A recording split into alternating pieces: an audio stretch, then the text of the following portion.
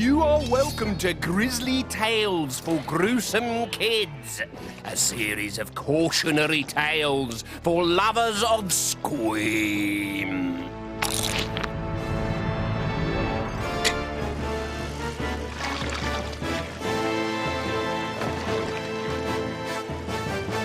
I call this tale the Grubber Blub Blub.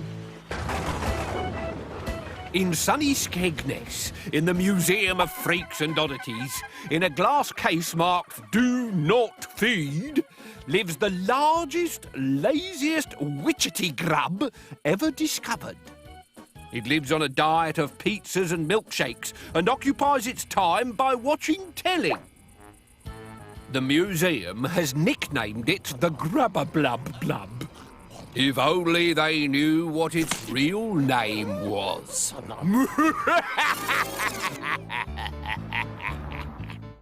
Savannah Slumberson was cursed. Not by trolls or bad fairies, but by her parents. They belonged to that select breed who believe that life is best lived outdoors. Their hallway was piled high with steaming socks and muddy walking boots. Her parents were ramblers, and Savannah was not. The furthest Savannah liked rambling was from the warmth of her bed to the telly. The closest she liked to be to the weather was watching it through the window. Savannah was a lyre-bed, a slovenly sleuth who let life pass her by and despised everything her parents stood for. With a step and a stamp and a heave and a haw, it's a mighty hearty tramp and a rambling we go. But I can't do exercise. My bones are made differently to yours. If I stand up, my bones get tired. They're lying bones. Her parents could not have agreed more. Oh, come on, Savvy sweetie. We've got a treat for the summit. Summit? What summit? Once we've climbed the mountain, I've made us a jam sandwich each. What mountain? There's only a little one. Go away, you're depressing me. But Savannah's parents never went away, which was why Savannah was never less than grumpy. For their summer holiday that year, Savannah had begged her parents to take her to a bed and breakfast in Bridlington, where she could indulge her twin passions for bed and breakfast. But they had a treat for her. We're going on a camping holiday in a tent with sleeping bags.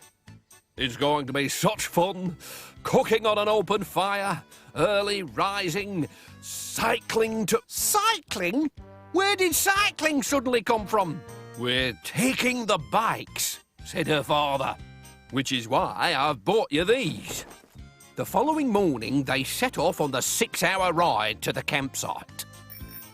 Why don't you go on and I'll catch up?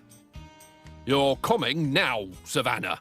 It's not fair. I'm not even awake yet.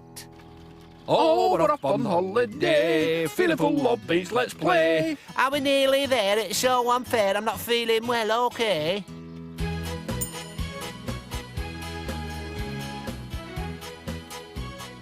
Arriving 12 hours later, they were met by the campsite owner, Mrs. Evadne Sprite, a bony woman of advancing wrinkles who liked to keep active. Welcome to Fit Camp. Turkish wrestling for the over 80s at 5 o'clock tomorrow morning. Anyone interested? Savannah? I'm not over 80. And never will be by the looks of things. Camp rules are as follows. Everyone to have a good time and nobody to stay in bed beyond sunup. What sort of holiday is that? A healthy sort of holiday, said Mrs. Sprite.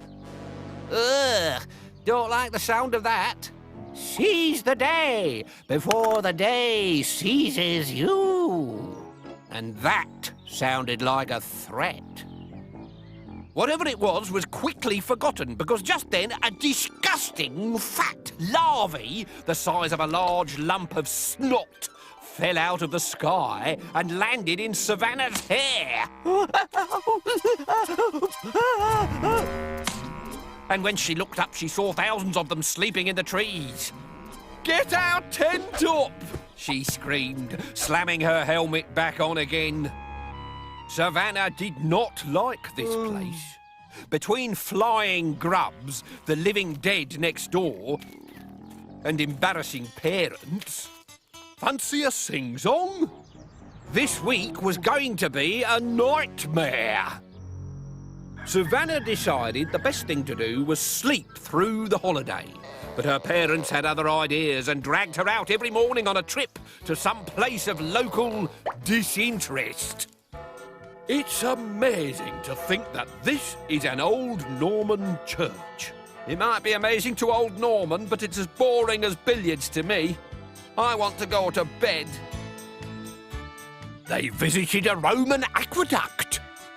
Oh, I could stand here and look at this all day. Fine, just wake me up if it moves. And a lawnmower museum.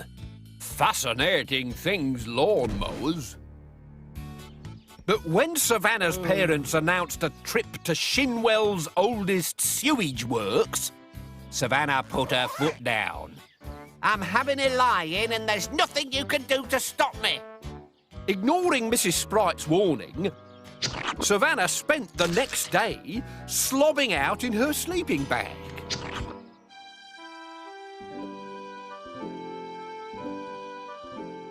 That night, however, a strange plopping noise woke her from her sleep.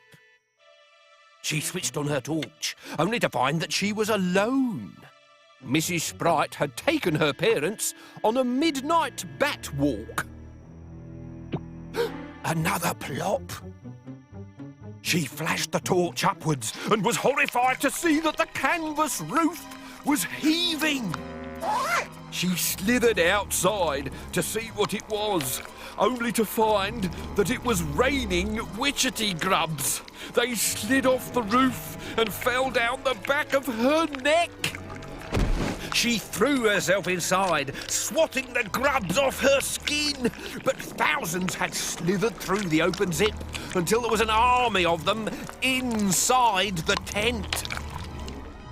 They cocooned her where she lay, binding her into her sleeping bag with a sticky gossamer web that closed her eyes and stopped her mouth from screaming.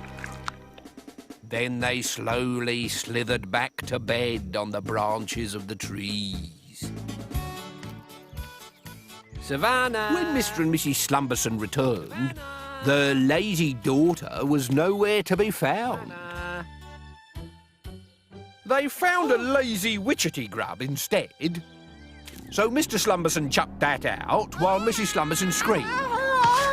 Then they left the campsite.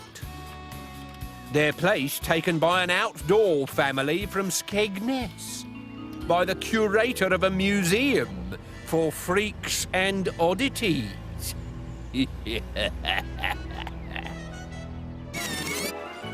Stitchety, twitchety, witchety grub, in bed now forever. So why do you blub?